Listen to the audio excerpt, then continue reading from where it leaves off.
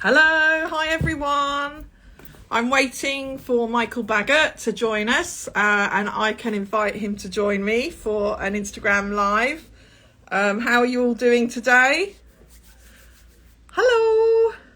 Thank you so much everyone for joining us. It should be fun talking to Michael. Come on Michael, where are you?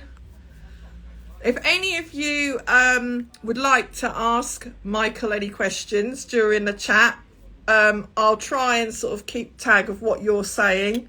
Hi Shani, how you doing? You're going to come on soon, aren't you?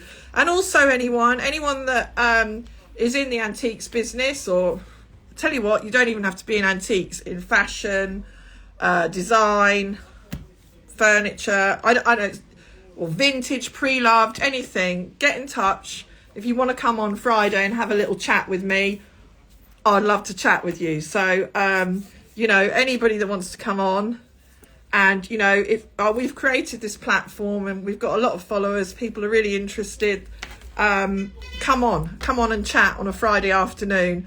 And, you know, we can talk about what you do and what you sell and your passion and interest. And people want to know. We've got a whole world out there of people that, you know, are interested in finding out stuff. So now, where are you, Michael?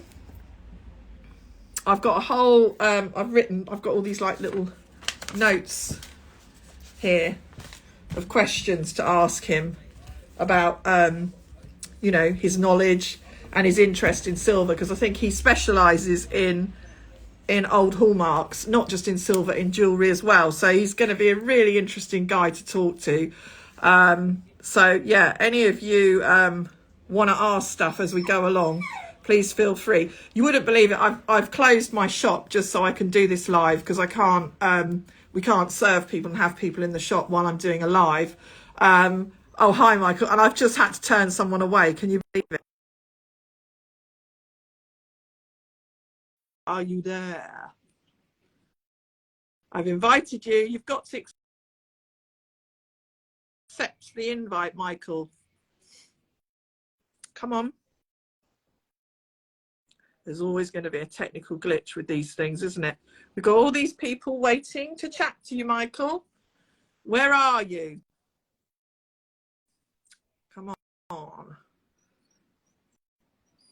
I've invited him. You've got to accept the invite, Michael. I've just invited you.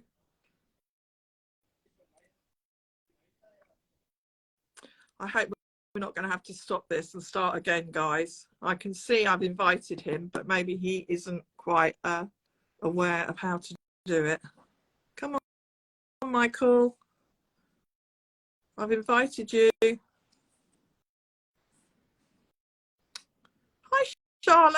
How are you? I should have got you on. Oh well, I'll get you on another time and we can chat about your adventures with jewellery.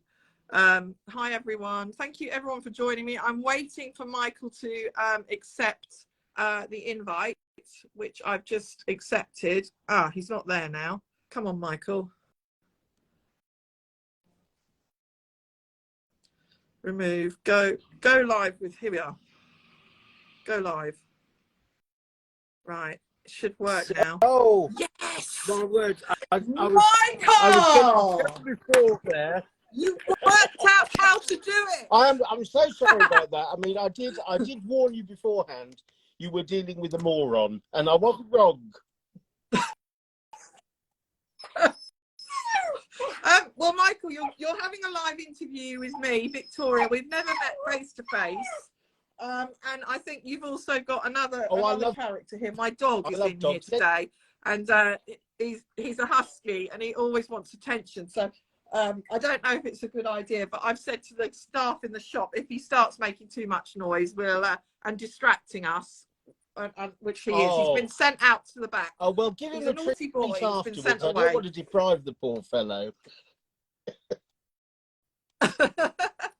Oh, Michael, thank you for coming on. I was watching a couple of your videos earlier this morning about antique silver spoons, and I'm just intrigued. I know you from, obviously I've seen you on the TV as, you know, advising people and on Flog It and stuff like that, but now tell me, how did your career start in antique silver? Well, We all want it to know. Come started on, when tell I us. went to Stoke-on-Trent Garden Festival with my grandmother and my mother. Wow.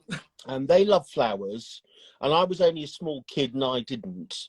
So I was allowed to sort of, after a couple of hours, I was allowed to run around and do what I liked. And I mean, don't ask me why, but there was one stall at Stoke-on-Trent Garden Festival, and it was one lady selling antique silver. And obviously she was doing no business. I don't know why she was there, unless she loved flowers, maybe. But she was doing nothing. I was a little 10-year-old boy just looking at the stuff. And basically I spent most of the day there just going through her stock. I mean, it's the way of things. I didn't buy anything. That's like everybody that goes to an antiques fair, isn't it? They look at everything. They're off. Yes, it's an event to go to for the day, isn't it? And it's a day out to do something. But that started your passion, and because are you a trained auctioneer? Oh yes, Because I know you've I was worked at very auction lucky houses, that haven't you? my sort of first and only proper job was at Sotheby's. Yep, yeah, I know. Really? I know. Oh, Wow. I've fallen from a great height to be where I am today. But the thing with Sotheby's was, and it was very good, they wouldn't let you take an auction until basically everybody that was an auctioneer would test you and would train you for weeks and weeks. So we had these evenings where people that had been auctioneering for 30 years were the bidders, and they were being as awkward as they possibly could be. Yeah, so they were getting up and shouting and saying, "That's not my bid," and all of this.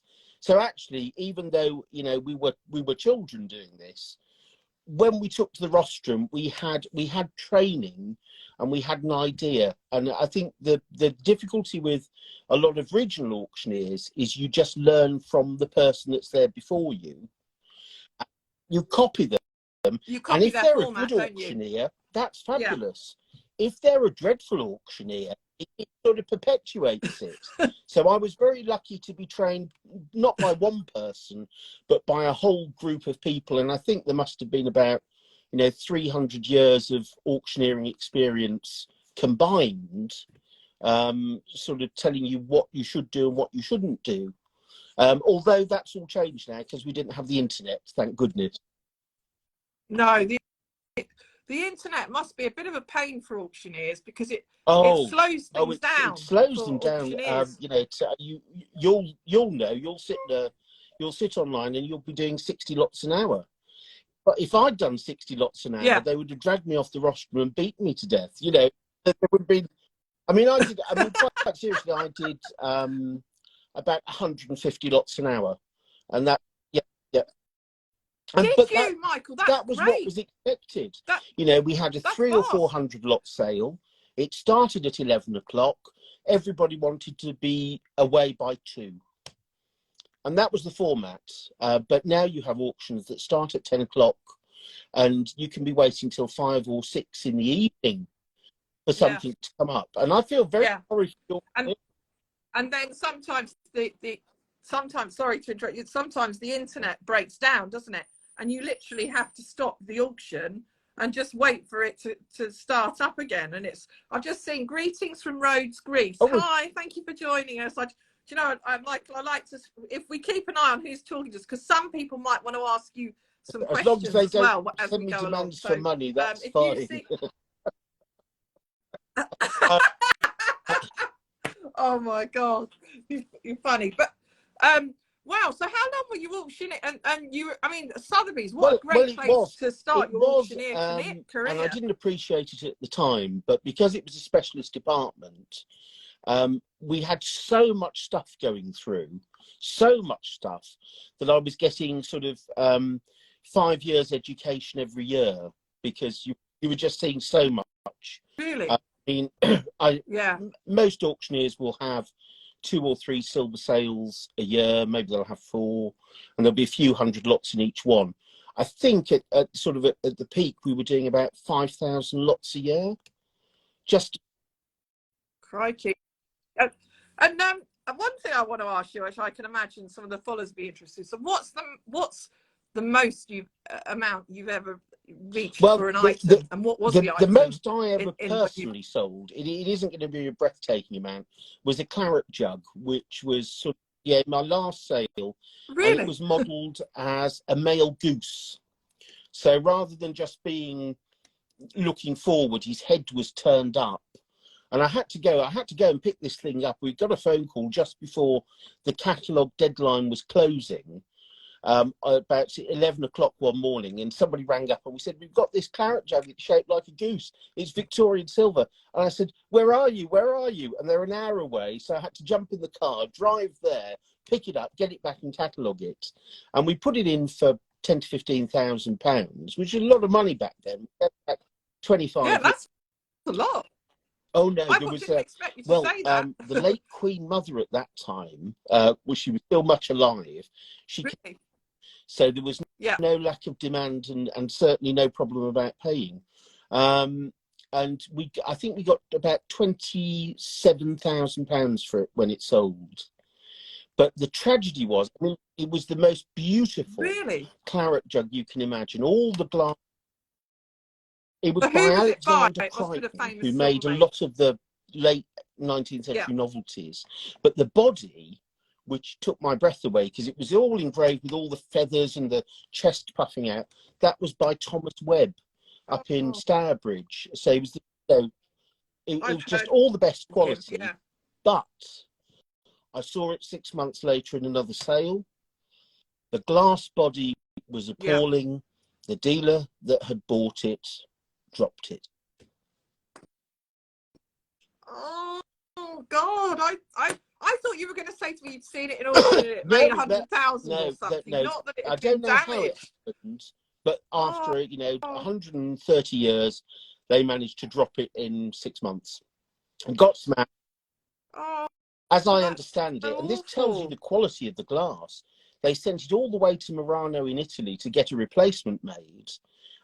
And the replacement, which cost £1,000 at the time, was awful. It's all hand done, but it was dreadful. So I mean, there's the quality and value of antiques for you. If you need an example. Yeah, I know. But it's interesting because when you mentioned Michael, novelty silver, and it hand in hand in jewellery, I think anything in jewellery that's slightly novel, you know, oh, thank you. I've just had a cup of tea for me. Look. It'd be good if we could do virtual tea, wouldn't biscuits too, though. Oh, we've got biscuits here. We've got biscotti. We've got those fancy Lindt biscuits. You know, if you come here, come and see me at the shop, you will get tea and biscuits. Tomorrow morning we'll be knocking on the door, going, where are the biscuits? Look, I've even got this. Lindt, you get a Lindt bunny, or you get, sorry, we're virtue of silver here, but you get Lindt chocolates. So I'm just digressing here. No, but in jewellery, you get a lot of novelty jewellery, and especially anything of animals, you know, because obviously we are a nation of animal lovers, aren't we? You know, and hunting jewellery with foxes and, you know, running hounds and anything like that is so desirable. Horseshoes. And then also you go to the celestial side where anything to do with stars and moons and comets. So obviously you're teaching me silver. That's similar to silver, is it? You know, anything novelty silver. Novelties will appeal to somebody that doesn't need to worry about what the object is and whether it's antique or not. You know, if they love horse racing and you've got an inkwell in the form of a jockey, they'll want to own that. If you've got, you know, your menu holders are in horseshoe form, they want those for the dining room table when everyone comes round just before the derby. So, I mean, that persists. But that's why it was made in the first place. It was all these clients going into, you know, wonderful top retailers like Asprey and Thornhill, and they were just saying, you know, I want something horse racing related. I want something to do with less fashionable these days, but with hunting and all of that. And it also means that you get quite high quality work done, because they're all special commissions. Yes. So they're not. Yeah.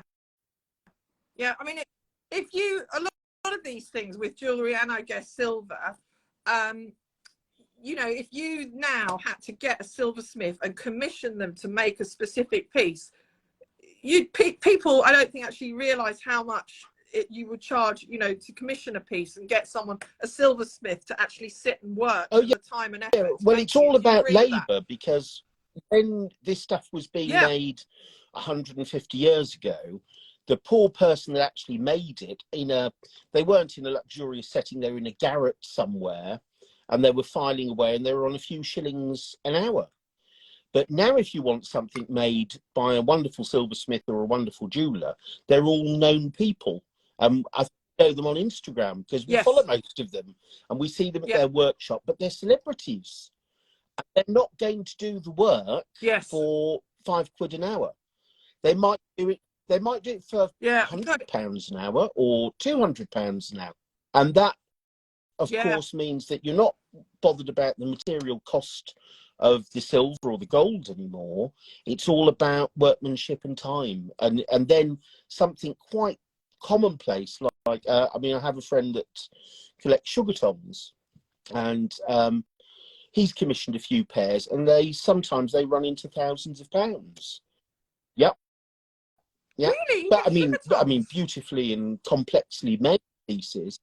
And then if you look at pieces by there's a wonderful Scottish silversmith, Katie Watson, that I follow, and I bought a piece of hers very early on. But a caddy spoon is £500, a beaker or a bowl might be £5,000. But it's all their time and effort of doing it, and also the fact that it's on a much smaller scale now. It's artisanal. It's moved from being something domestic to fine and decorative art. So getting back to it, because I'll keep saying this, antiques tremendously good value, aren't they? No, they are, and I think with all this, how everybody's thinking it now about buying pre-loved and buying something that's already been made and produced, you know, I think it's antiques very much is becoming strong in force and demand now, you know, compared to what it was sort of 10-15 years ago, because I think people realize that you can't reproduce that quality and workmanship, or certainly not for that for the price tag that, you know, some of the things that we're selling them for. You know, even just to buy the stones, Michael, you know, is going to set you back a lot, let alone getting someone to sit and make the piece. But I've got a few questions that I've got listed that I wanted to ask you and pick your brains about. There's your knowledge not about much silver. left, but you're welcome to have a go. Now, so this is, you know, because my field is jewelry and antique jewelry, and I come across silver, and I've always come across it a lot because I've always bought in antique auctions, and silver and jewelry tends to sit together, doesn't it, in the lots, you know? But this is, and you might think, do you know what, Victoria, that's a really stupid question. How do you tell the difference between silver plate? Well, it's not a stupid question, because I see people making the mistakes all the time. But okay, because I thought the thing was they had to pass a law in the middle of the 19th century to stop electroplate manufacturers stamping marks that looked almost exactly like hallmarks. So yes, well, that's what I've seen. That's look, why I'm asking. This isn't staged. I have these by my desk. But if you have that's the guide to electroplate marks, and those are all the marks in it. Okay, that's a tenner from a good bookshop. So that's a really good tip for people. This is even better. This is Pocket Jackson's, and I think it's still only something like £7, and you've got almost all the general marks that you'll come across, and just, you know, they will pay for themselves in a week.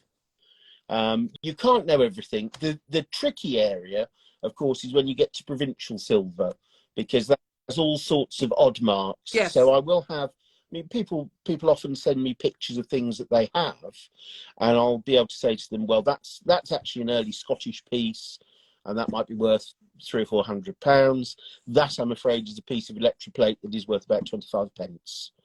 I will say that most of the time, it's a piece of electroplate that's worth 25 pence. So when you're saying piece of electroplate, so I mean, now in terms of, you know, because do people even still use silver daily? I mean, you know, my mum's got a cabinet at home. She still polishes her silver, and she's got silver that she's, you know, accumulated over the years. I remember she's got a beautiful little snuff pot, silver snuff pot by, Mills, let me think of the maker, Nathaniel Mills. Yeah, he's the. Is that right? Have I got that yeah, right? he's the. Do you Like know the that best. maker? It's like a building coming out. Castle Is Top. that right? So, and he specialised in Okay. those. A lot of Birmingham silversmiths did, and it depends on what the castle top is to how rare and valuable it is, because you can get something like Windsor Castle, which they church, and a Windsor Castle snuff box might be worth £800 to £1,000. But if you get one of the rare buildings, yeah, I know you're going to be round to your mum's in a minute, aren't you? You're going to be down there saying, give us that box. But if it's got one of the rare scenes, I think there was a card case, 5 or 6 years ago, with Bevis Mark Synagogue on, and that made nearly £10,000. So, Crikey, Michael, I had no idea. I'm trying to think what this one. I think it might be like some cathedral. That would be right. That would be right. It could be Westminster. Right? Westminster's again fairly popular. That's about £1,000. If it's one of the rarer cathedrals, if it's Worcester or Gloucester, they can be £2,000, £3,000, £4,000. So, you know, it all depends also how crisp they are. Oh, he's lovely. Oh, look at him. He's come for love, and he's come for chocolate. They specialised in making castle tops in Birmingham, so I would definitely have a look at it. And if you're in any doubt, send me a picture, and I'll tell you which. I will do. I wasn't trying to sort of. We've just sort of spontaneously got on to talking about that. And I wasn't trying to put you on the spot or test you. I just remembered seeing this snuff box and how beautiful it was. Yeah. You know, because it was like three-dimensional. Quite deep relief, isn't it? Yeah. And being it, I mean, I love jewelry. Jewelry's my passion, antique jewelry, and I always, anything that's particularly beautiful quality, I think it's almost a homing pigeon in me. I sort of, you know, I think other jewelry dealers that are watching this video would agree, and I don't know, maybe you'll agree, but after you've been handling antique pieces for many, many years, sometimes it's almost just a feeling when something's good. Do you feel that, I can't Michael? put into words or express or write down for articles is what makes something good. And I think the way that in this business you work out that something is good is by seeing 10,000 things that are bad, and that's the best way to do it. But when you see them, they sort of I'm not a great believer in this. People in this business say they have a fabulous eye, which I'm not. I don't know about that, because I've got two and I don't know which one is fabulous. But you get a feeling for quality and craftsmanship, and you just know when something's a little bit special. It's a bit thicker than it should be. It's a little bit finer. It's using a higher quality of gold. It's using a finer sense of decoration. There's more expense on it, but it doesn't even need to be expense. It can just be more care has been taken with something. And that's in all the small details of it. And all the small details add up to the whole thing being better. And if I do something in the little films that I put on, which I think are probably of interest to nobody but me, it's trying to get that sense that you look at things. The first antiques dealer I really got to know as a boy and I knew him for 7 or 8 years. He was my local antiques dealer who just happened to deal in silver. Pat Parry, he's no longer with us. But he used to, I mean, he was an old man when I knew him as a boy. But he used to try and explain to me how things were made. And I'm a great believer that if you try to understand, even if as a collector you don't completely, but if you try to understand how something is made and all the processes that go into it, not only do you have a deeper appreciation of the object, you have a deeper understanding of it. And that yes, I completely agree with that. Just, I think I am in awe, because I feel I'm only a mere dealer of jewellery. I buy and sell it, you know. I love to have beautiful things for a while, and then I pass them on to their new caretaker. But I never, when I'm examining it and looking at it, I do think about, you know, God, someone sat here and set those tiny little rose cut diamonds, or, you know, even the intricate detailing on a Georgian chain that they've done by hand, not with machine at that time. So you've got to go back and think about when that thing was made at that period of time, and what, you know, I mean, at a workman's bench, what tools they had. You know, I mean, I don't know, going back into Victorian times, you know, would they have had a proper drill like they have now? Things like well, that. they just, you know, they just had everything, rather than being mechanized. The further you go back, it's all hand driven. So they have the fine drills and tools, but they're all hand driven. And it's like having a lamp that you can just switch on now in jewelers. You can just, there you click it and it comes on, and you've got the mixture of oxygen and whatever you need to get to the right temperature. Of course, you didn't have that 200 years ago. You had to judge it all by eye and by colour, and it was all so detailed. So we have immense admiration for them, but you do sometimes have to detach yourself from how easy you know it can be done today to how difficult it was to do it back then. And that just gives you a greater appreciation for it, I think.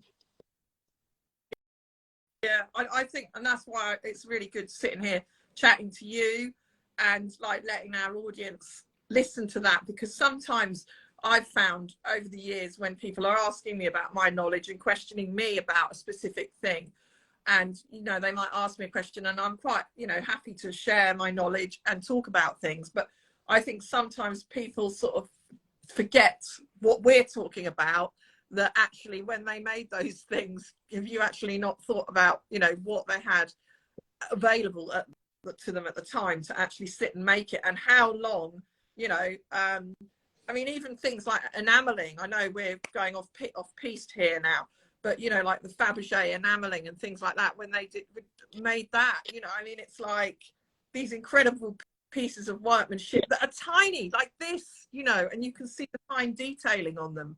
I mean, you know, so I'm always, you know, in deep respect of, and also, Michael, just to see sometimes things that, like you just told the story about how your piece of silver got damaged. And I always think it's lovely when you see something that's completely original and it's just been like I love a time, fitted don't case. You probably have more fitted cases than I do. But if I can find something in a fitted case in an auction, the chances are I'm going to buy it, because it's just remained untouched. It hasn't been opened. No one's messed about with it. No, I love fitted cases, but unfortunately, you often don't get big bits of silver still in their fitted case. That's the side. No. So, as to going back to silver, because sorry, I tend to keep veering us back to jewellery, and I very much want to talk to you about silver. And I know, like, a lot of my followers are interested in jewellery, but I think I'm trying to steer everyone into just the whole world of antiques and everybody that's online, and let's all get together and share our knowledge.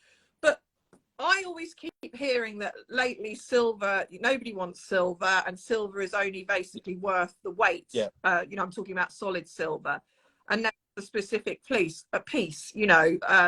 What's your take on that, Michael? The bullion value is always the first step to valuing a piece of silver. You know, Okay. in the worst instance, it's got to be worth its bullion value, because you can go and get that any day of the week.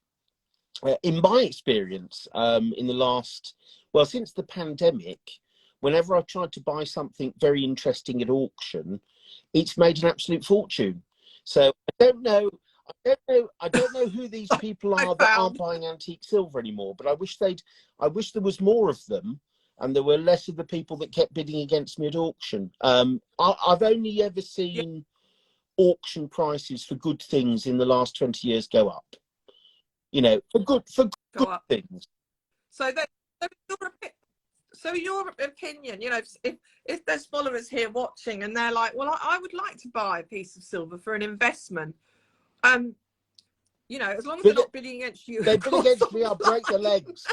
I will. I've got no scruples. I'm like every other silver dealer. I have no scruples whatsoever.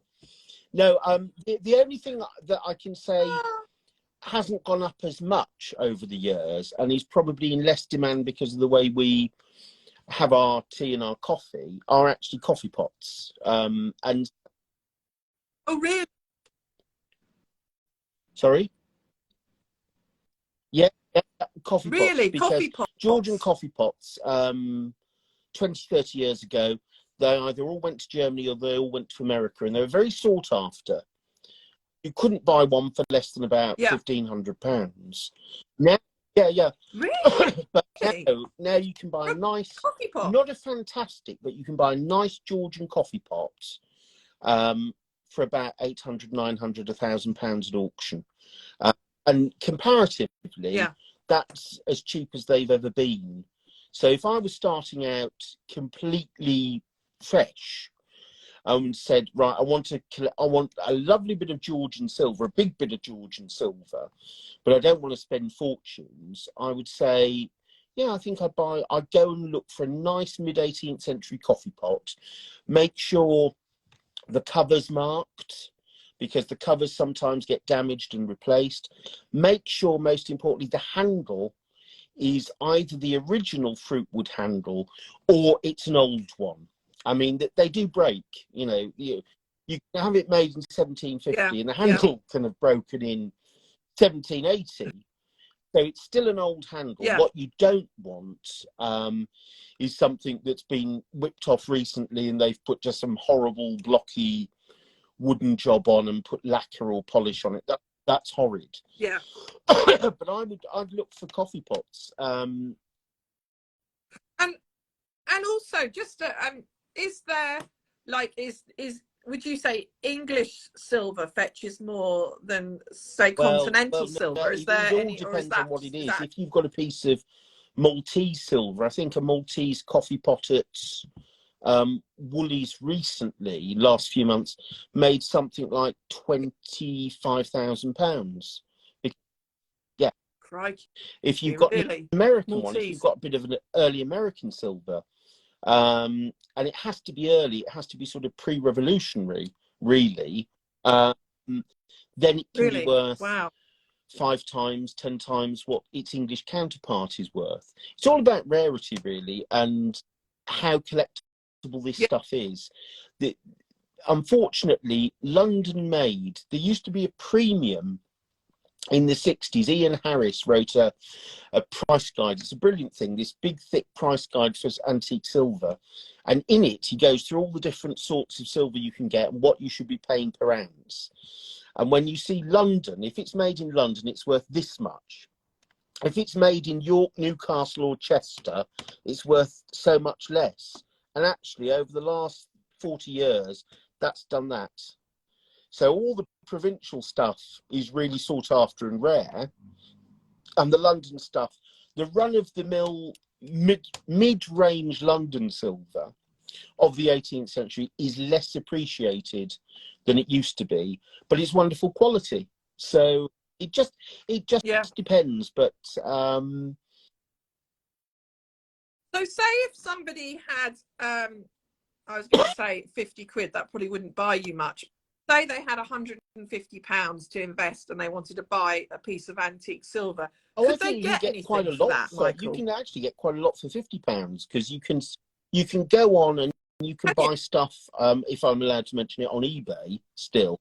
Not as great as it used to be, but you can buy pairs of Georgian sugar tongs that are beautiful. Have I got a pair? Have I got a pair to hand? There we go. Show us. So there's a pair. To show them. Oh, look at They're all hand engraved and chased. They're in mint condition, and they're all initialed.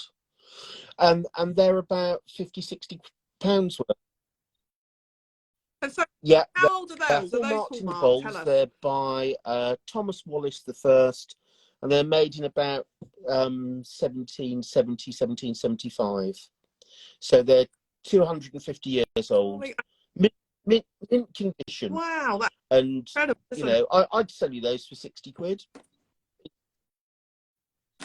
So no, so that's actually you know would be a nice gift for somebody.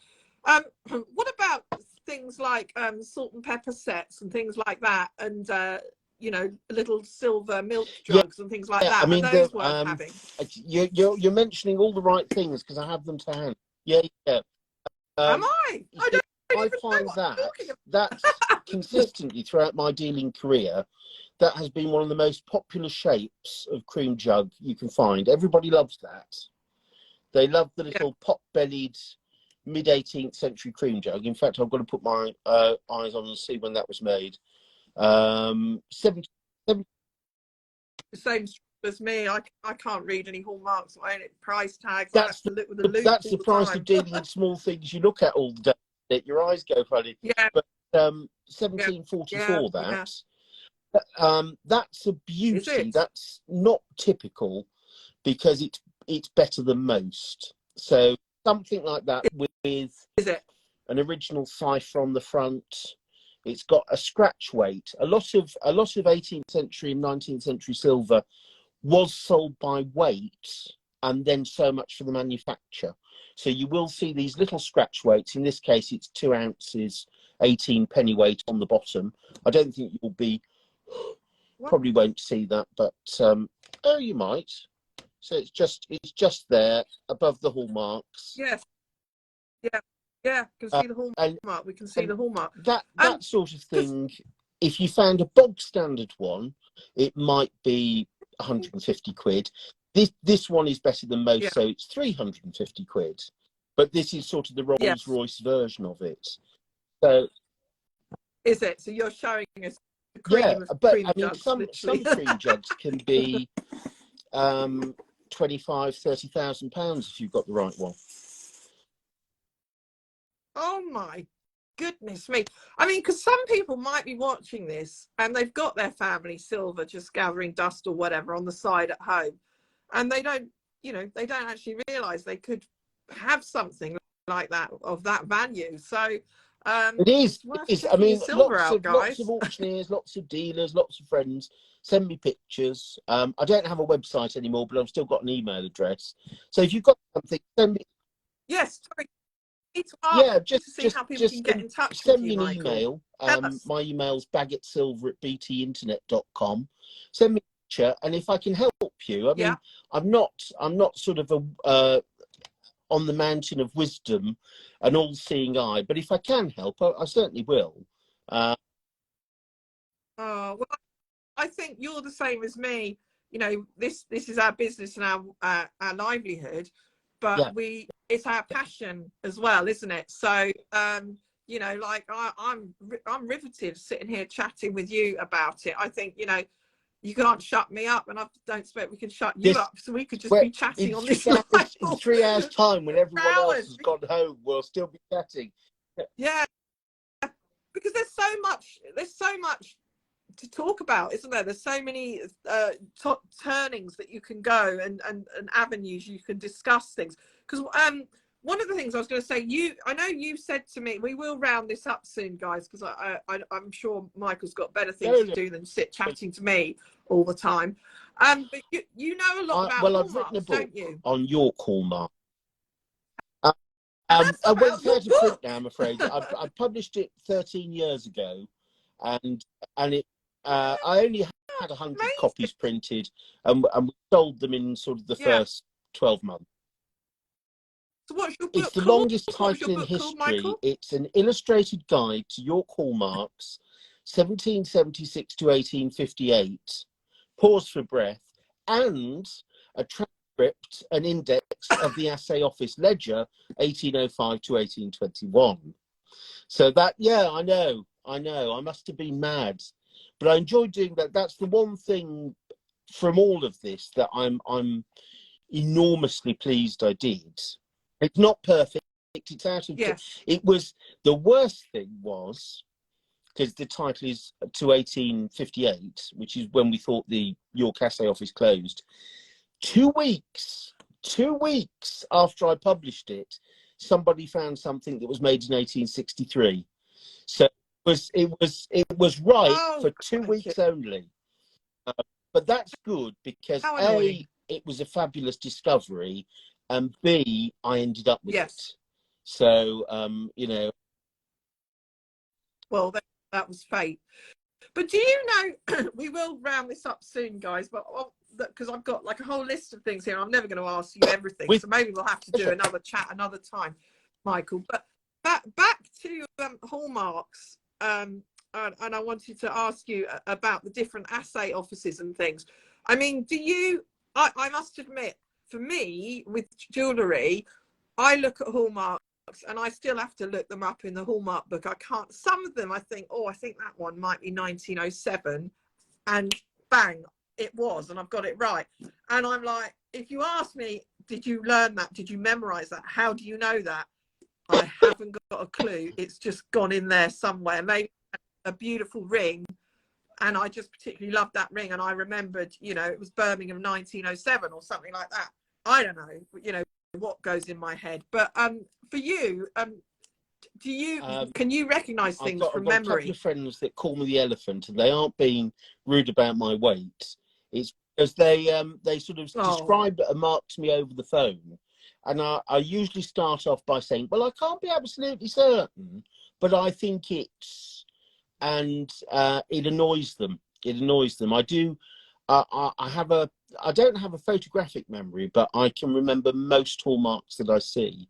It's funny you mentioned hallmarks and jewellery, because one of the things that I'm particularly keen on, and I got this from the late genius in silver that was Tony Dove, who was president of Spoon Club, and was an extremely clever and generous man who probably doesn't get mentioned as much as he should, because all the Hallmark books that we use today have work that if he hadn't done it, all about beauty marks, it's all down to Tony, and he shared all that. He didn't. He just the love of it.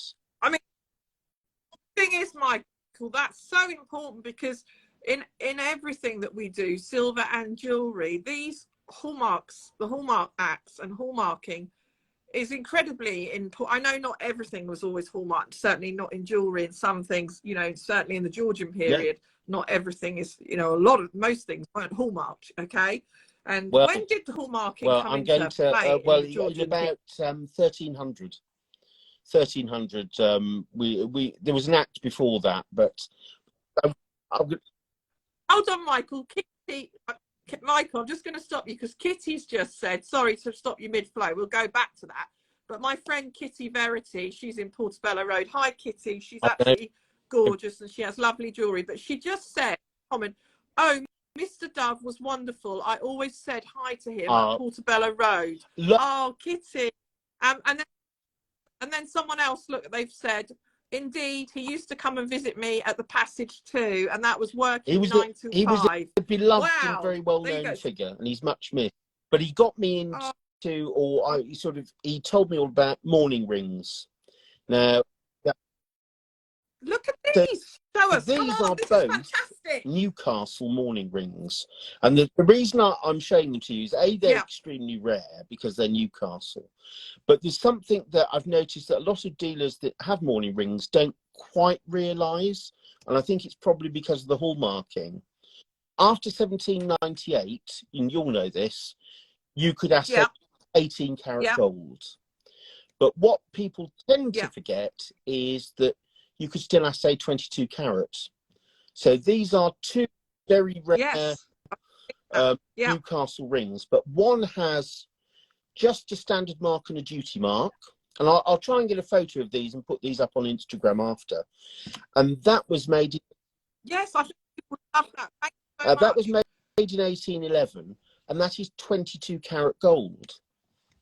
This one is stamped 18 and with a crown, also Newcastle. No town mark, but this is 18 karat. They're both by the same goldsmith, Dorothy Langlands, and she make you a ring either in 22 karat or 18.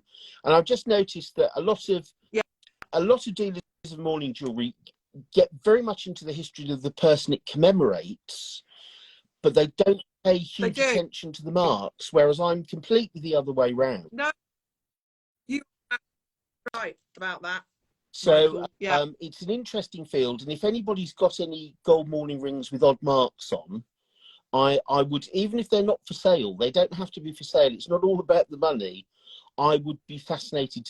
No. Oh, well, I think if anybody's watching this, even if, you know, you can't get hold of Michael, send them to me and I'll forward them to Michael, because we're both fascinated in this. And I think you've often with memorial rings, they're obviously attributed to somebody they've lost, hence the term mourning rings, memorial jewellery, you know, they're in remembrance. But I think, as you've rightly pointed out, Michael, that the hallmark tells us a little story too, doesn't it, really? You know, obviously we'll give you the date letter and the assay office. One thing that I want to ask you about hallmarks is often I've seen the leopard's head and then I've seen an anchor. So why would sometimes they have two assay offices stamped on them?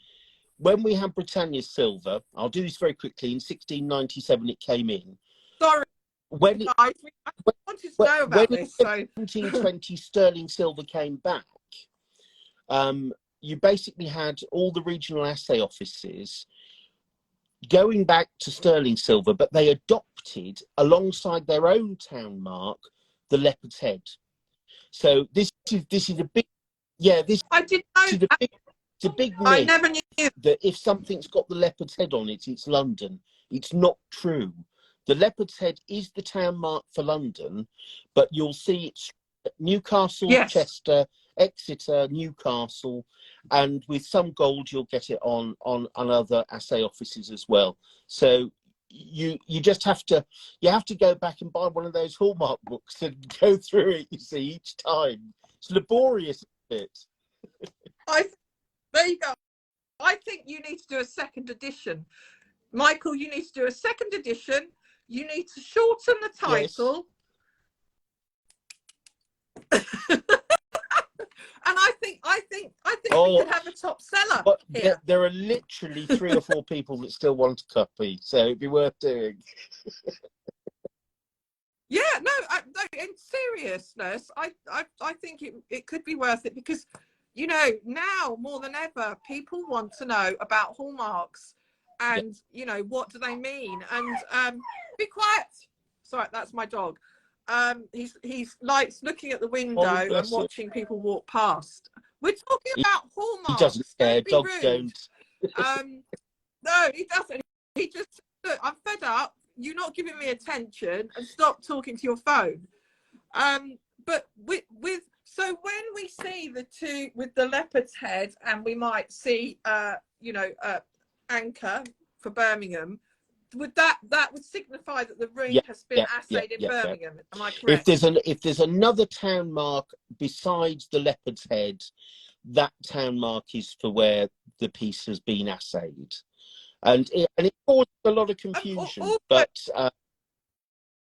yes, I you know, I never portray myself as, I think to call yourself an expert, bad word is a bit heavy.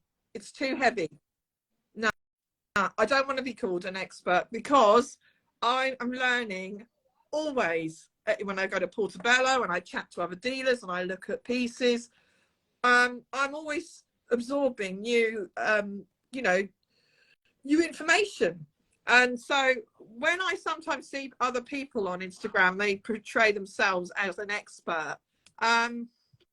I don't really like that, because I just think we're all on this journey, we're all learning. And, you know, I can tell you how long I've been doing it, but I don't know if I'm an expert or not. But, you know, I know a little bit and learning all the time. And, you know, as I guess you are too, Michael, every day. you know. The thing is, but because people say, you know, people sometimes call me the silver man, but I know much older people than me, but I know people that know more about a particular area than I'll ever know. yeah, You know? I agree with that. Michael, look, like this person here working 925. You can also see the line percent on some early gold items. For example, the late Tony Dove's gold Yes, and you teaspoon. can. Did you see I that? mean, and that's the sort of point I was making about the mourning rings. The assay of gold and silver, Yeah. the mark up until 1798, there was no difference between them. So you can have the same, exactly the same marks struck on a piece of silver as struck on a piece of gold. So sometimes if you think you've got a piece of silver and it's really gold, and you think, oh, this has been heavily gold plated, it might actually be solid gold. So Mikey, everybody listen to this. You know what Michael's saying, it's amazing. So Kitty, we've got Kitty. We should have got Kitty to come in on this. We should invite her to come in. Totally agree on the expert thing. You can be a self-professed expert. It's up to other people to give you the description. I'd say you were an expert. Well, I love you, Kitty, but I don't know about that. And Kitty's then put, I can't be a self-professed the sad thing is that when I started in this business, people were referred to as experts, and now it's sort of become either a valued term or a dirty word. So, I mean, I will always call myself a silver specialist, because that's what I specialise in.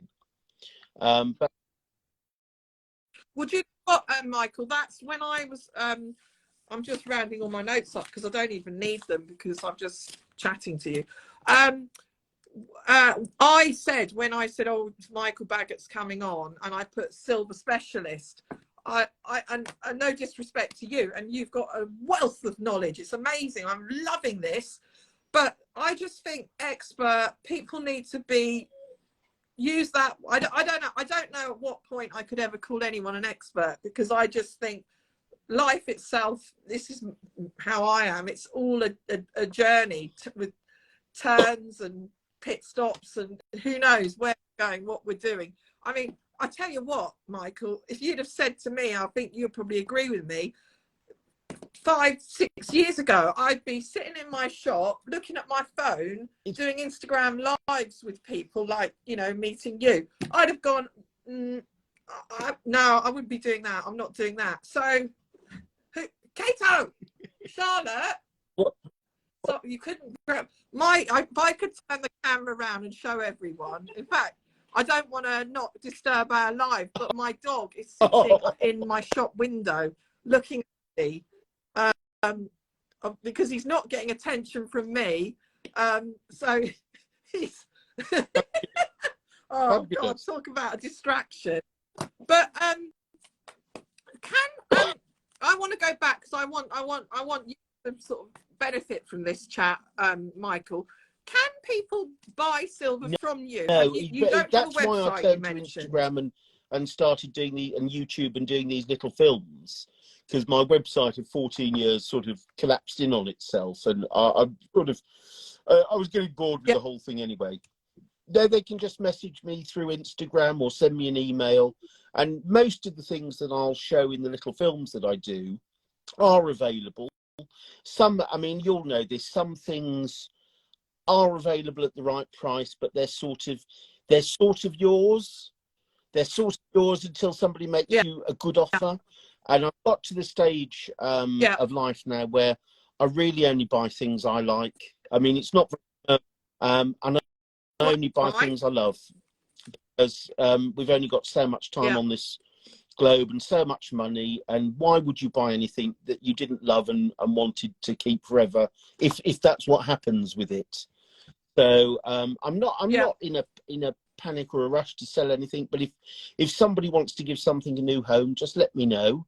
I was very surprised. The first one of these I did on some tunes, they were sold within 12 hours, and I thought, my goodness, you know, that never happens. So obviously, well, Instagram is an amazing platform. I mean, basically, for our little shop based in Battle, you know, our customer client base is through Instagram, and in turn, that is locally based as well as worldwide. You know, so it isn't all just about seeing people in, you know, talking to people in America and Australia and Greece.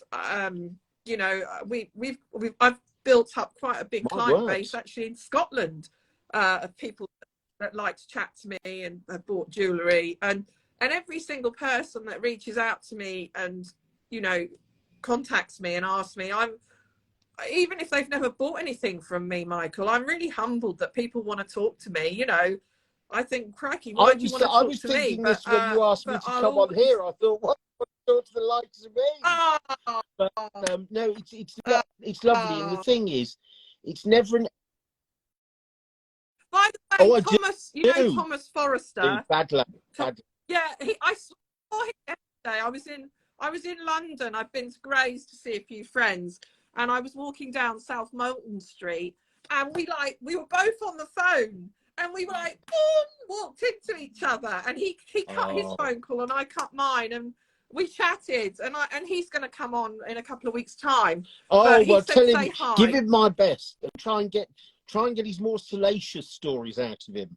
Your viewing figures will go through the roof.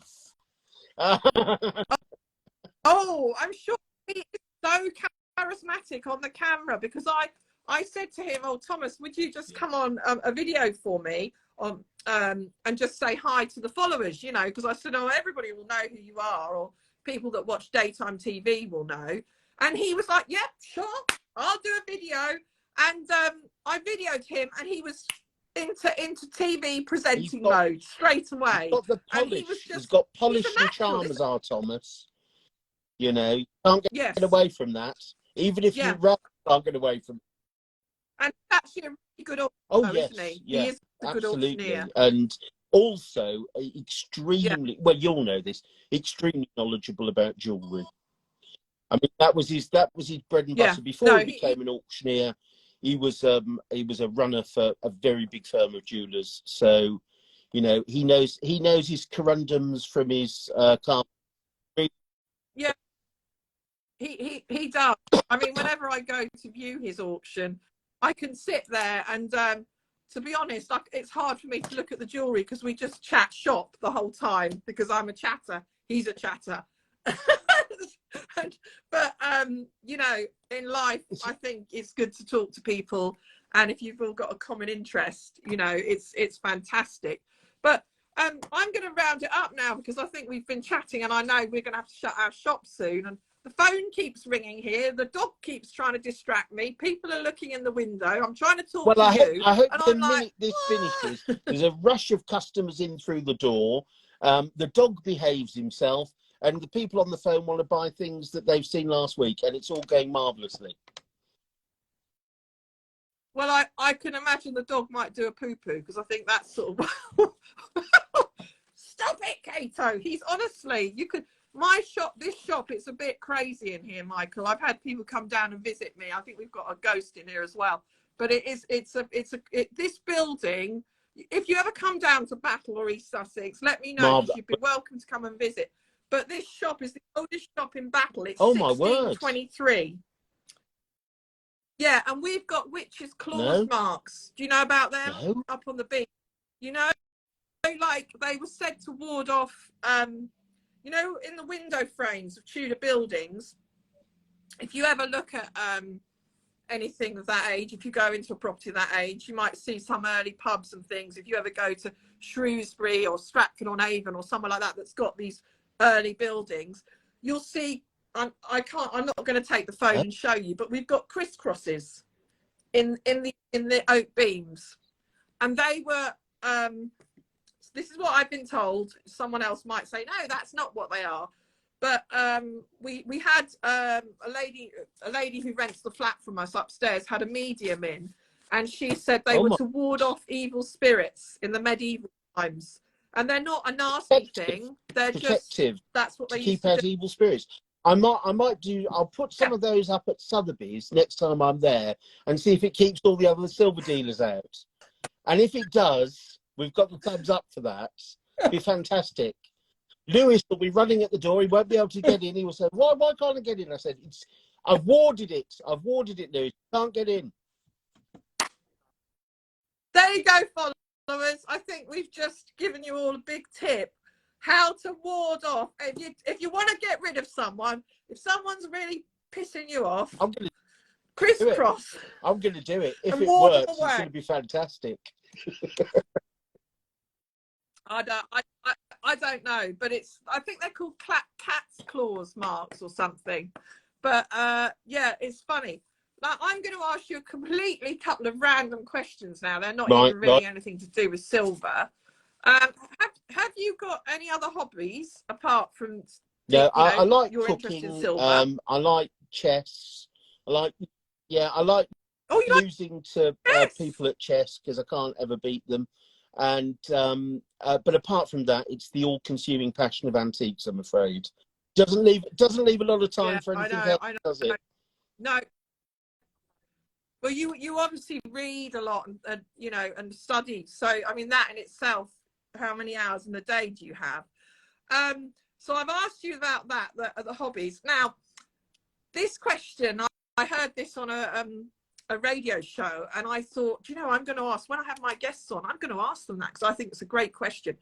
So if you were inviting someone to dinner, and if you could have any person, celebrity, someone from the royal family, a historian or a politician, anyone, and they can be alive or they can be deceased, who would you invite? There's so many to choose from, but it would have to be Arthur Negus because I never got to meet him. So I would.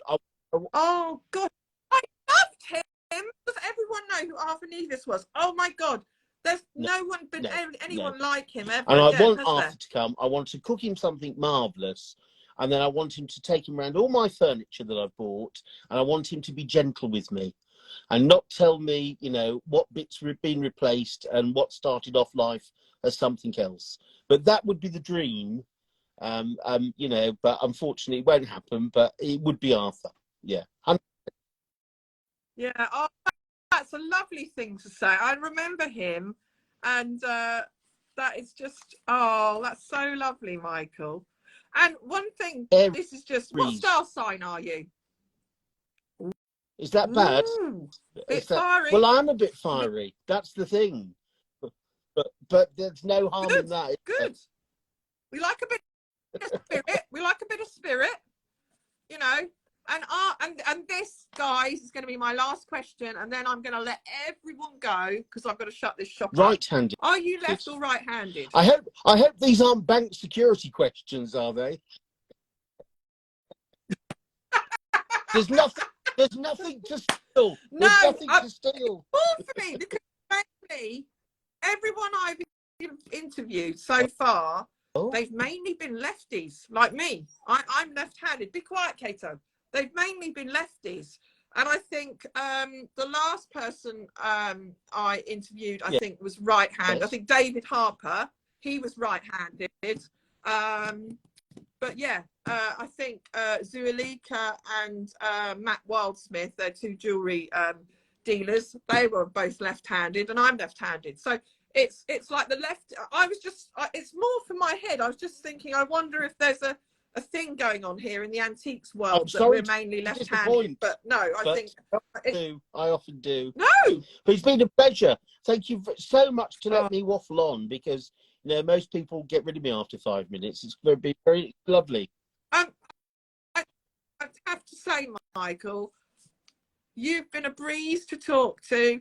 Out the window. Folks, I don't need any of them, because you're just so easy to talk to, and we could just go on and on and on. But please, I'm really serious. Release that book. release that book, change the name and release your Hallmark book, because I think you're going to do really well with that. If anybody doesn't like, if anyone likes, before we go, if anyone likes ghost stories, I've also written a book of ghost stories. So oh my God, I want to talk to you again. We can't talk about that now, but listen, will you come back and chat with me again? Maybe in a couple of months we'll do another one. If people haven't been turned off by this and you're still willing to do it, it would be my pleasure. It would be. I am. Yes, I am. I definitely am. Ghost stories. I think we'll have more people interested in that than interested in the bloody silver and jewellery. Anything to plug a book. And no, but you know, books, or you could turn it into I was going to say, people listen to audios, don't they? So we, you know, could maybe do an audio book or something. Yeah. Anyway, my God, it's 4 o'clock. We've been talking for 1 hour. You are the longest person I've chatted to so far. You beat David Harper. You beat David Harper. It's been a pleasure. On that note, Michael, have a fantastic weekend. Have a fabulous Friday. You are, honestly, you've been a breeze, such a lovely guy to talk to, and thank you for sharing your knowledge with us all, with my Friar House friends. It's been wonderful. You know? Have a lovely weekend. Yeah. Bye-bye. Bye, everyone. We're going now. Bye. Bye.